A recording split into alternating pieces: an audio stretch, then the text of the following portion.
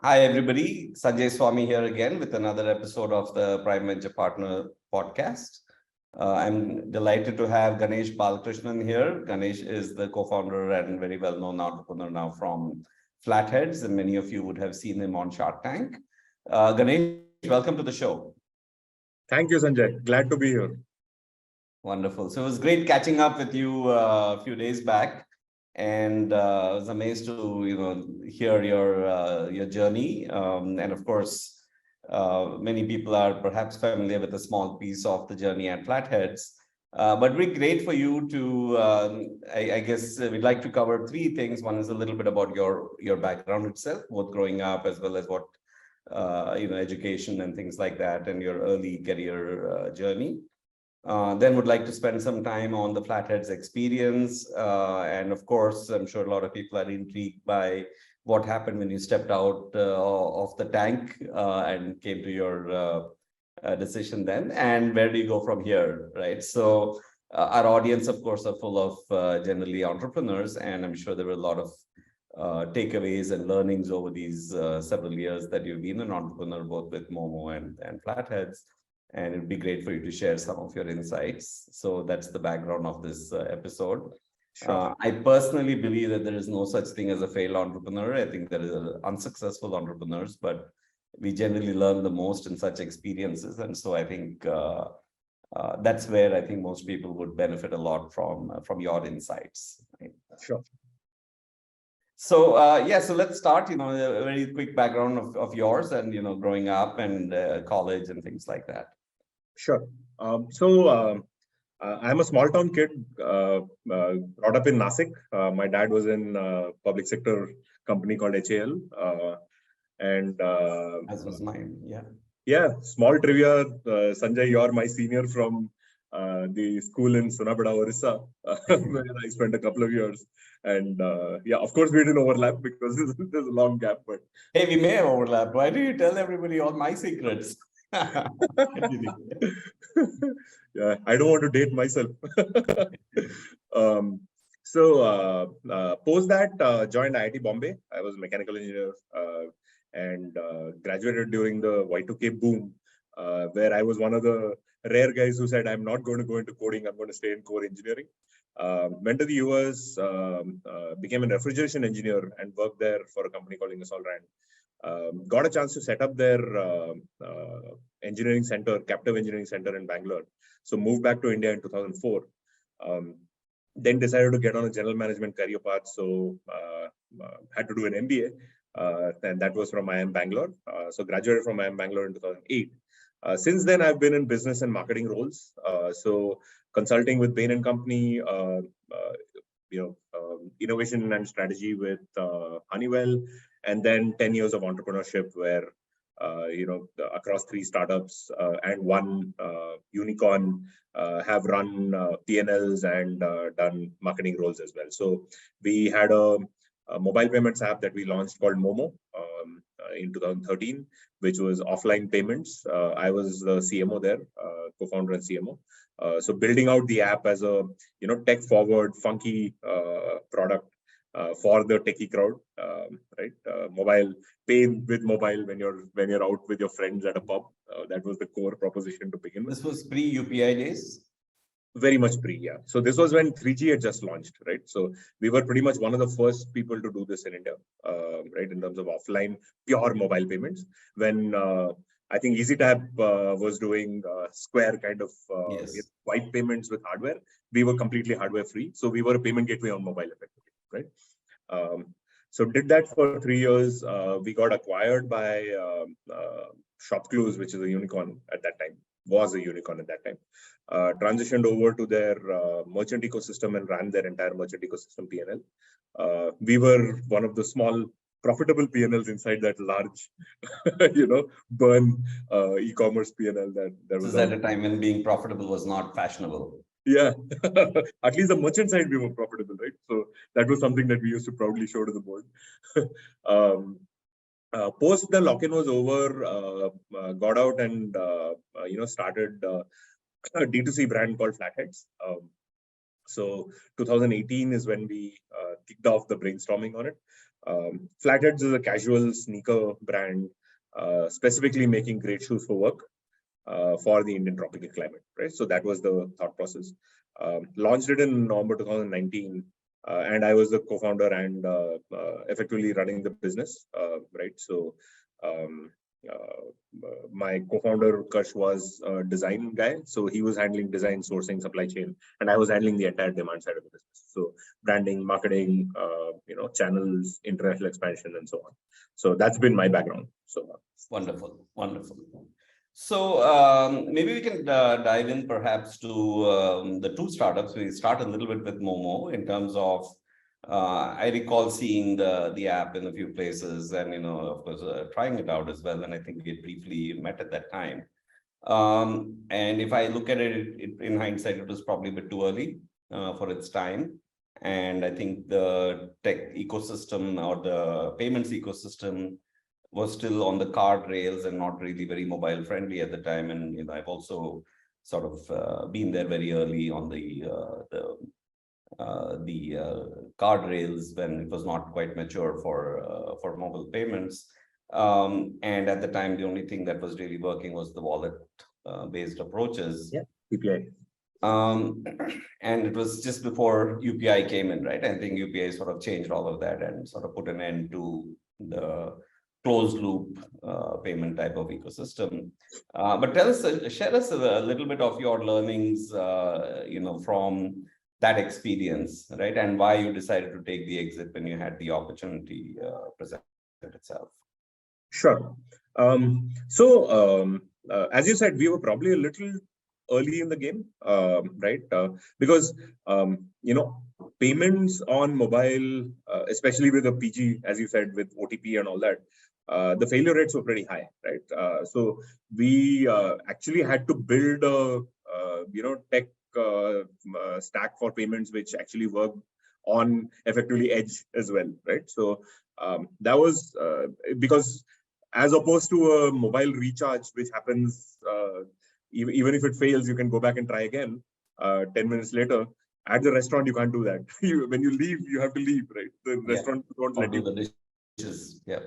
If there are glitches, there's a problem. So one learning there was, if the infrastructure is not supportive, it's a hard business to make work, right?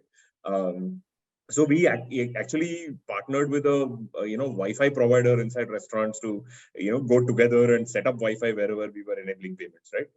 Sol Sante, for example, the flea market, we actually worked with Airtel to put up a tower in the flea market because of the congestion that happens when crowds come in, right? To enable payments. So those are the kind of things that we had to work in order to reduce the friction and increase the adoption of the app. One big thing that we learned was, what does product market fit mean, right? Just to give you an example, when we did restaurants and retail stores, right, we used to give cashbacks for people to come and acquire, and then start transacting on the app, right? So we had cashbacks that were split over 4 payments. So the hypothesis was, once people do 4 payments, they become regular users, kind of stuff. And we were continuously bleeding on those cashbacks, as every mobile transaction payment company is. But then we launched mobile payments at the toll booth at the Nice Road in Bangalore, right? For some reason, and I know what the reason is. The reason is people hated change, right? The toll was 83 rupees, right? And 3 rupees was never available. You would get stuck in the toll. You would spend time. Your bag would be full of chocolates if you're on a daily commuter, right? And you would never be able to get rid of those chocolates. Those are not palatable either. You can't eat them. It's interesting, right? Post UPI, the sales of these chocolate companies have gone down because they were being used as chutta. Change, yeah, absolutely, right? We found in one of the forums, in the IT forum, somebody had posted that, hey, there's this new payment system called Momoe. What is this? Has anybody used it? And then some 20 people replied to that saying, great system, never have to worry about these chocolates in your bag again. Just put your money into it and get it done, right? Within 3 months, 30% of our payments were coming from the toll booth. We had given no discounts, no cashbacks, nothing, right? And we had done no marketing because on the nice road, you're not allowed to have billboards. Because of the speed, they don't allow you to have billboards either. So we had done zero marketing. It just went organic, right out there. So that, that gave us a feel of, how customer adoption works. Without doing anything, your CAC is almost zero, and suddenly, you start getting virality.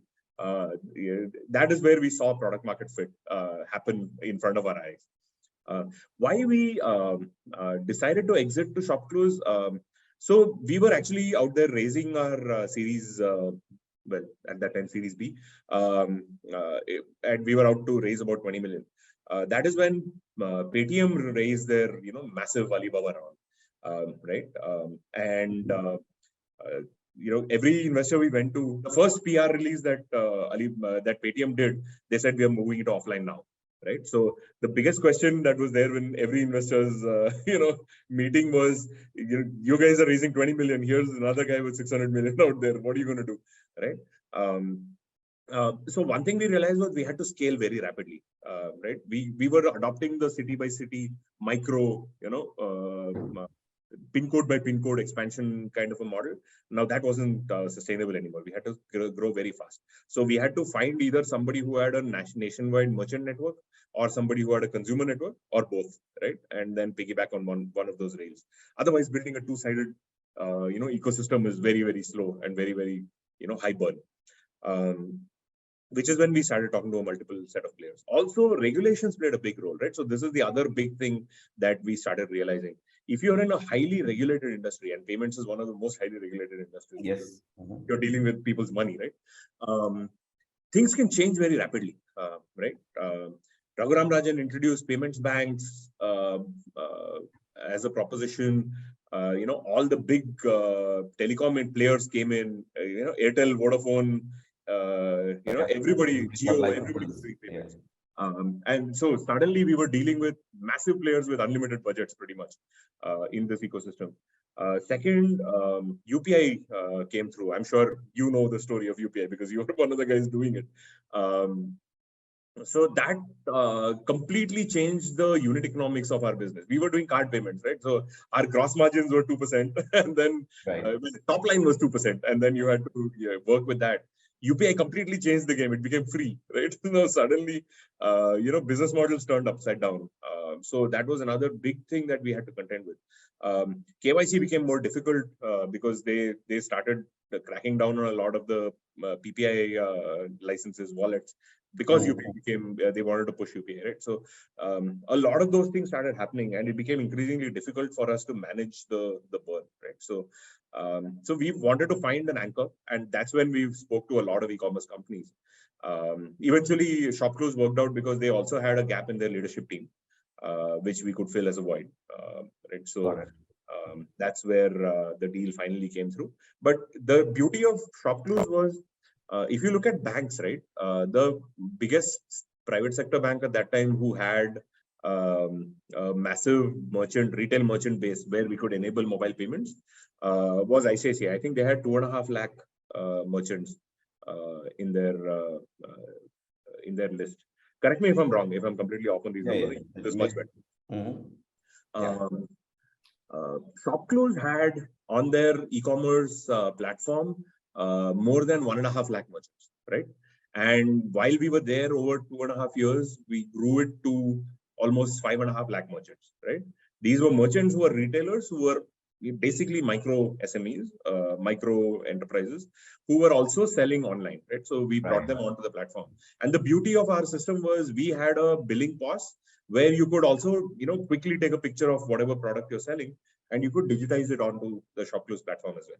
And then we had built out a cataloging engine in the backend, which would take that product and figure out the similar product with a much better picture, and we would put that up as a catalog. So they had a cataloging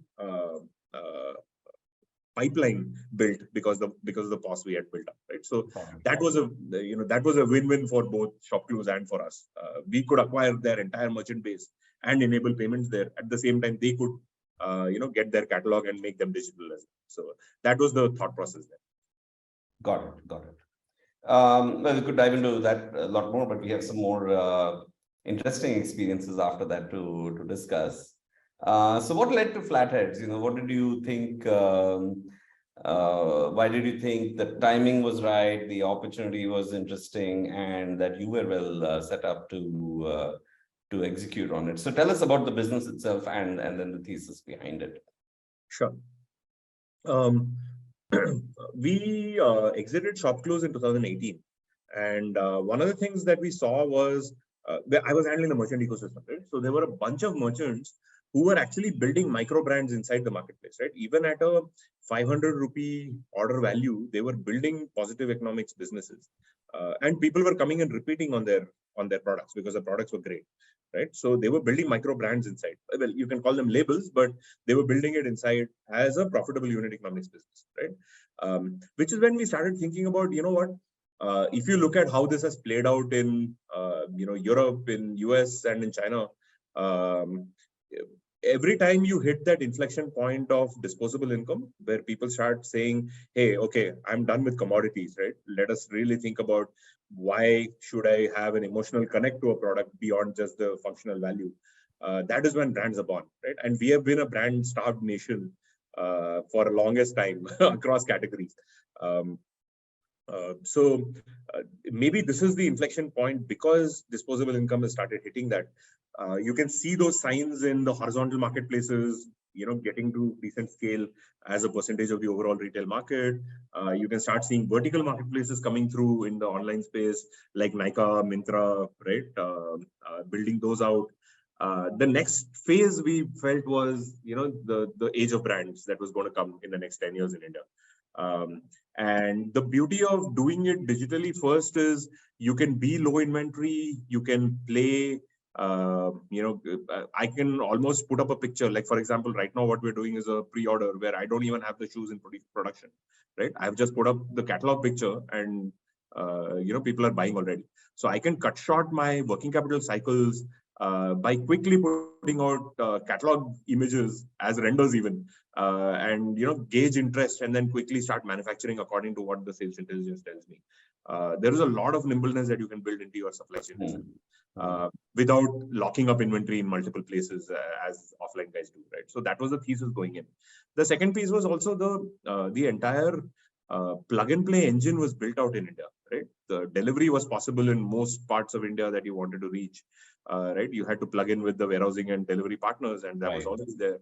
Shopify was there, WooCommerce was there. You could build out your website in 24 hours and launch, right? The marketing engines were there. There's Facebook, there's Google, there's Instagram, and many more of those guys were launching every day. It was basically a plug and play game, right? It wasn't you didn't have to set up the infrastructure, which we had tried in 2011 before, right? So it just felt like the right moment for doing B2C.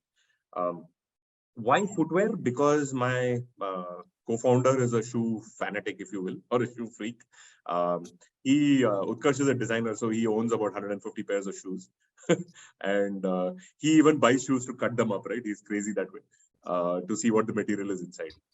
We've always been talking about shoes, and one of the insights that we had from the Indian experience was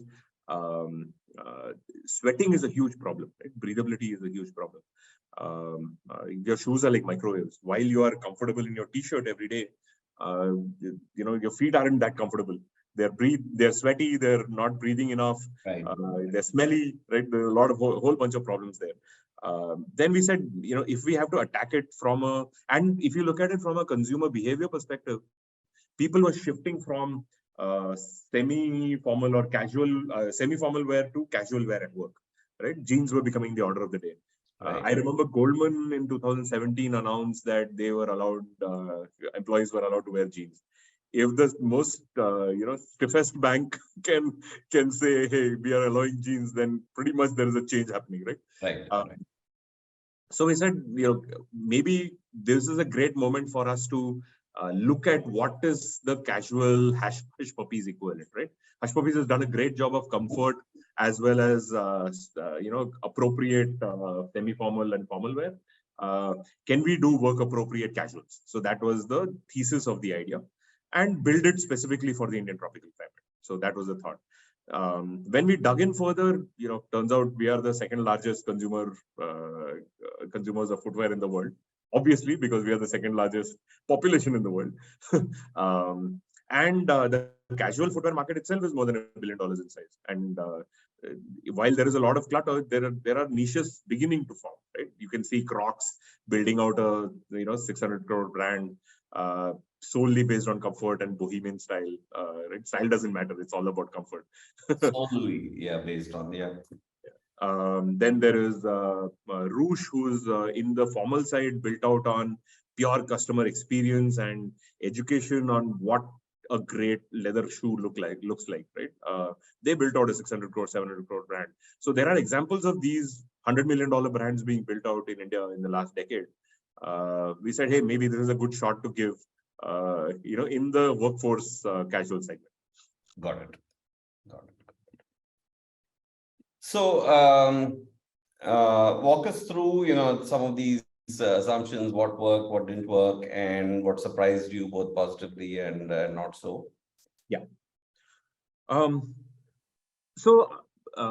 assumption going in was if you position sneakers in the 2,000 to 5,000 price range, it's broad enough, but you will hit a good middle point between the mass, which is the Batas and the Liberties and the Actions of the world, and even the marketplace private labels like HRX, and the international labels like the Nike, Puma, Adidas, right? Which are typically the marquee shoes will start at $4,000 and above in terms of their range, right? So the thought was 2,000 to 5,000 is a good price point to make shoes which have a good USP that you can talk about, and have an affordable premium kind of a positioning. That was the thought. And we said great shoes for work. So we said what is aspirational for the corporate workforce? Entrepreneurship is aspirational. Like everybody wants to start up someday. We said our branding and marketing strategy would be to get entrepreneurs to wear it first, right? So reach out to all entrepreneurs, reach out to all VCs and say, hey, this is a quintessential startup shoe. Why don't you try this out and give us your feedback, right? So that was the hypothesis going in, that will work. Couple of mistakes there. Number one, I think price point, we should have done a lot more homework on where the volume moves. I believe that number is now closer to 1,200 to a 2,500 price point, where you will actually see volumes. You can build a very good niche brand in that 2,500 to 5,000 segment, but the volumes will not come, right? You have to set your expectations accordingly. You can't expect to sell on Amazon when you're sitting at a 3,500 price point. It's not going to happen.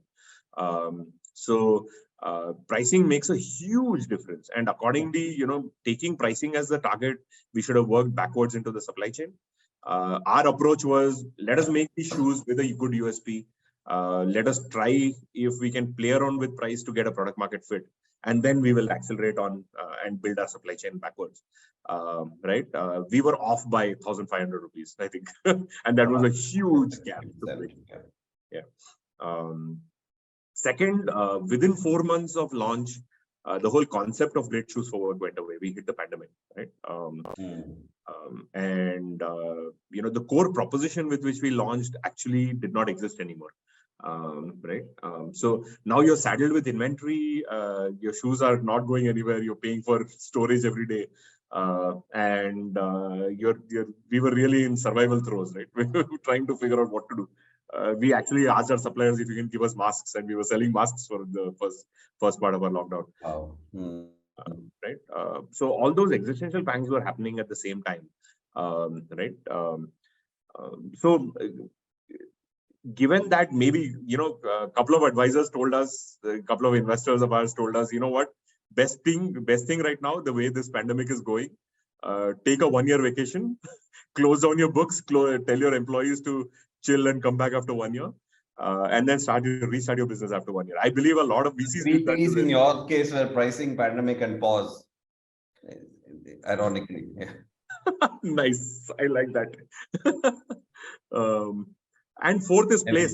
The fourth piece will emerge, because the place was, we were doing a lot of road shows, right? This is an experience product. We made shoes with natural materials like bamboo, banana, linen fiber, and so on. you really had to experience the weight of it. It was less than 500 grams. Right? You pick it up and suddenly your eyes light up, right? Oh my God, what is this? And then when you wear it, you feel the AC on your feet when they are moisture wicking and it's pulling out your moisture. That experience actually was, much better delivered offline than online. So online marketing was always more expensive. Because a picture is a picture is a picture. How much of a story can you tell online, right? But to hold your attention. Whereas offline, whenever we did roadshows in, say, a WeWork or a startup office or IT parks or something, we always converted 1 in 3 customers who walked in the door, and that is phenomenal, right? So we wanted to do a lot more of offline. We were looking at a kiosk model and we were evaluating that. But once the pandemic hit, we became paranoid about offline. What if our inventory goes into a shop and then the shop shuts down for 4 months with the pandemic lockdown coming in? We could not afford inventory being locked in one place, right? So we always postponed the decision of going offline to a later date, saying, "Hey, we'll deal with it later," right? Maybe that was not the right decision to make. In retrospect, many things there, but yeah, that's the 4th P that went wrong. Got it. And so how did this play out? I know you had raised some funding as you disclosed on the show. But was this in your mind? When was it clear to you that you were in trouble? I think after Diwali 2021,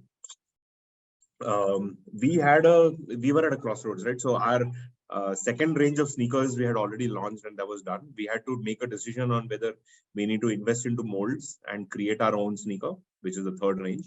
Until then, we were using open molds. Right? This one had our own logo and stuff like that. It was a capital expense, right? Also, one of the things that we realized is that in the casual segment, consideration is very low, right? You need to catch the attention of the person to why these shoes are better. That consideration can be short-circuited probably by having a potential celebrity or a gateway to a celebrity on board. It was a thought process, right? So those 2 investments had to be made. So we were in the process of raising funds. We had just deployed our second raise of 5 crores. First raise was on a paper plan. We did about 5 crores. Second raise was on 5.2 crores. Again, both of them through angel networks. We were just starting to deploy that, and then we decided that we will do these 2 things. We will invest in our own molds, and we will get a potential celebrity on board. So Gaurav Kapoor, the IPL commentator, came on board, right? Now with them, with these things in mind, you have to make a lot of commitments on volumes because you've invested in actual manufacturing, marketing. Yeah. Also, since you have a celeb on board and potentially he's introducing you to other celebrities, you need to spend on marketing in order to do the reach, right? So now we had to deploy more budgets accordingly. So hence fundraising became a lot more urgent. It was Jan, Feb, March when things were still rolling around. A couple of people were saying, we will put the money in, but need a lead investor. The classic, the classic runaround. When April hit and when we launched the shoes is when we really, had to get the money in. We had a couple of term sheets on the table, but then, the market tanked. 22 was, April 22 is when, whatever term sheets and discussions we were having completely went cold. And that is when we realized we are in trouble, right? We invested all this, but the money never came, right? So that's when we hit the wall, if you will. We had a couple of months of runway that wasn't enough. Utkarsh and I deployed our own money in there, saying, maybe we will be able to raise through at least an angel bridge round again, and then get going. But unfortunately, our angels were also not deep-pocketed enough to do a bridge as well. So it wasn't meaningful. Well, they're not the only one that hit the brick wall in, I would say, March through July of last year. I think it took a lot. I think sort of at some point we felt very early this year or last year that, strongly advised all of our companies to just immediately assume that they needed to extend the runway for 24 months and not everybody was able to do it as well, right? I mean, some businesses you can't just dial down the burn. Some were lucky enough to get rounds or bridges, but I think a large part of the ecosystem, and unfortunately, in your case, they didn't have the ability to raise in time, and I think this is the probably the most important thing in venture and startup ecosystem is timing, right? And some of these things are out of your control, and they say luck plays a role. It certainly does, right? So, but it is what it is. And so how did the Shark Tank episode come about, and what were you, because you didn't have like a large ask, right? I mean, for the show probably, but 75 lakhs is not that much of capital to ask to raise. So what was the best case outcome going in? Yeah. We had applied for Shark Tank in April, right? Which is when we were talking to 3 investors every day, pretty much, right at that time. And we said, yeah, this is if this opportunity is coming, and if they air quickly, we might still have a shot at this, because we had spoken to a couple of season 1 participants who, in the wake of the Shark Tank airing, had actually managed to raise funds as well, right? $500,000, $1 million rounds at least. So that would at least keep us going. So that was the thought there, which is when we applied. We got shortlisted in June, which is when we knew that we were out of money, right? We were putting our own money to burn. Not burn, at least keep the business afloat, if you will. And they called us to present in August, when everything was done, right? We were pretty much at the end point. So it was almost like a last-ditch effort when I walked into that room. The intent was to, at least see if some interest is there, and then try to see if when the episode airs, we are able to, garner more interest and get that going, right? So that was the intent, to be honest. It was partly trying to get the investors, the sharks on board, but also partly to see if this can actually give us some tailwind to raise some money before everything goes kaput. But the episode was shot in August and it aired in January, so that is a lifetime in startup world, right? So unfortunately, that thought did not pan out the way we wanted to. But yeah, that intention going in was that. So the ask wasn't great for us. We had gone in saying, hey, we need to raise a proper round. But just in terms of the appetite there, if you look at they do a basic analysis of what are the kind of average checks that were written in Shark Tank episode 1 in season 1. You would find that number is anywhere between 50 to 70 lakhs, right? So, which is why we said, let's not shoot for the moon. The deal with the Shark Tank is, if the ask is not met in terms of the number, right, then there is no deal, right? If the sharks can't come together, if I say I ask for 2 crores and the sharks can't come together for 2 crores, then there is no deal, right? Oh, I see. Okay. Whereas if you say 1 crore for X%, that X% is doable, right? Mm-hmm. So they will ask for a different valuation, you will ask for a different valuation. All those negotiations are in place, but you cannot close at a lower value than what you ask for. I see. Oh, okay, interesting. Wasn't aware of that. So, what would you like to share about the episode that isn't obvious to people who watch the episode?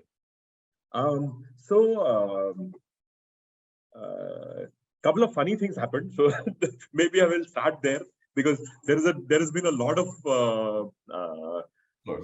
talk about the emotion and the drama that happened there. But let's talk about the funny stuff. The angel investor that was there on the call that I called when I stepped outside. He is a classmate and a good friend of mine called Anish. He is actually a Chennai-born Tamil guy, and guess what? He doesn't know a word of Hindi. Right? So when I stepped out, I didn't know this, but they told me that, hey, you have to put the phone on speaker and you have to talk in Hindi. And I didn't realize that, on the other end, there's this guy who doesn't know Hindi at all. So I just said, hey, this is the offer. ये offer मिला है और आपको क्या लगता है ये लेना चाहिए कि नहीं? And he said, hey, you got a deal. Sounds like it's a good deal. You should take it. And I was shocked because that deal was not good by any standards, right? I had made up my mind that I'm not going to take the deal, but I was generally going to call him and ask him anyway. So that was a surprise to me. So after the episode was over, I called him and I said, hey, why did you say that? That didn't, if you were actually listening, you would have, first thing you would have said is, don't take the deal. And he said, you know what? I didn't understand a single word of what you said. So it's so that's how the cookie crumbles, I guess. Pretty funny. It is pretty funny. So what was seen as a huge twist in the episode, hey, his advisor told him to take the deal and then he stepped in and said, don't take the deal, was actually a comedy of errors. Oh, that's pretty funny. Yeah. Any other tidbits from the show that you'd like to share? The actual show went on for more than an hour, 1 hour 45 minutes, right? And mine was the last pitch before lunch. So it was 1:30, I think. And the back and forth rapid fire was going on, and suddenly Aman pipes up and says, "Oye, किसी को खाना वाना खाना है कि नहीं?" So everybody was hungry, and that's why the tempers were also high. But I think one thing that I saw in the episode, in retrospect, when I watched the airing, is that halfway into the conversation, it started off as an entrepreneur pitching to a bunch of angel investors or sharks, right? Somewhere in that conversation, it shifted to entrepreneurs talking to other entrepreneurs, right? That was really cool to see. Right? They started sharing their experiences. They started saying, hey, you know what, this is how sometimes the businesses don't work, but it's okay. Good to take a pause. And at the end, hugs all around and people getting emotional and stuff like that. I mean, that felt more like, I'm meeting another startup guy and, we are talking, we are exchanging our own life stories and, having a drink together almost. Right? So that was really cool to see. Yeah.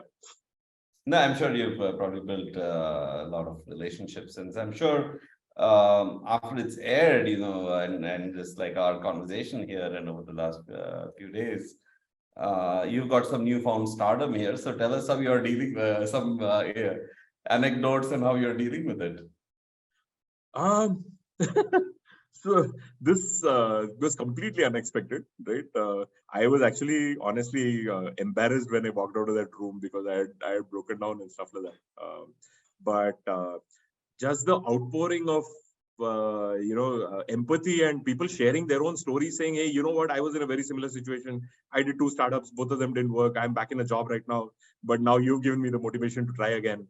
Or other entrepreneurs saying, we've been through this situation right now. We are facing this in our startup. But it is great to hear that, sometimes you just need to pause, reflect, and then think about the best course of action, not just keep pushing mindlessly. Right. So a lot of those things came through, which were very interesting. I always thought that I was alone in this misery, right? It wasn't so. There were so many people out there.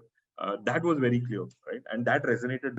That's frankly why I reached out as well, because I've also been through this a few times, and from my MCheck days, or even earlier in life. And I think as a VC, we pride ourselves on being the best friend of the entrepreneurs that we work with, and even ones that we don't work with. Right? We're always happy to make time. And I just saw the episode and said I should reach out, and you also. I guess we met the next day, but I felt really that look, we are I think life is about enjoying the journey, and the journey teaches us much more. Financial success is an outcome, doesn't always happen, but I've always maintained there is no such thing as a failed startup if you learn from it. And but there is you can be unsuccessful, and that doesn't. In fact, I think sometimes unsuccessful startups, the founders learn a lot more because you try so many other options, right? Sometimes if things start clicking, you just just keep executing. And that also is obviously what we all hope for, but it doesn't really happen that way, right? So that was, and so I'm sure you're sort of in the majority. Actually, I think it's the minority of entrepreneurs where things just go to plan, right? So in that sense.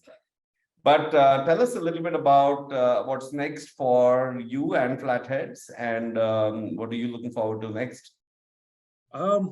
Still the fundamental questions about product market fit and the right go-to-market strategy is not answered yet, right? So if we are resurrecting Flatheads in any way, we have to start again from scratch and do this all over again, right?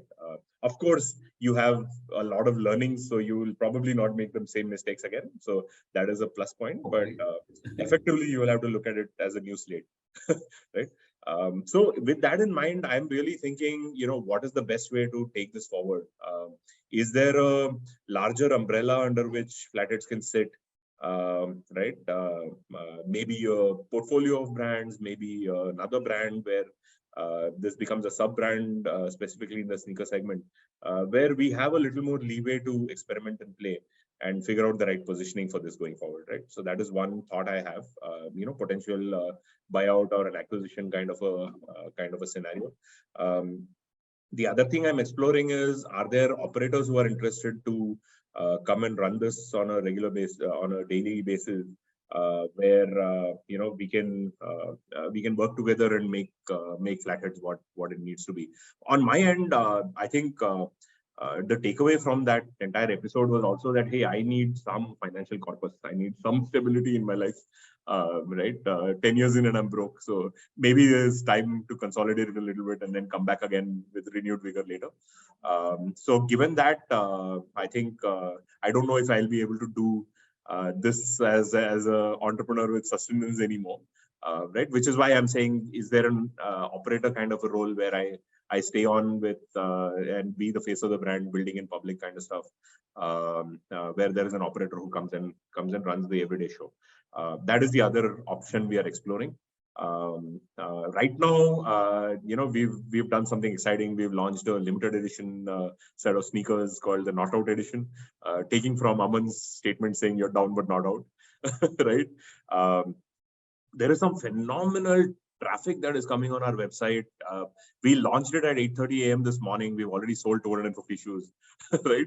It's unbelievable. 49 before me. I'm the 250th, I guess. Oh, you're the 250th. Brilliant. So thank you for that. There is a lot of momentum and there is a lot of goodwill.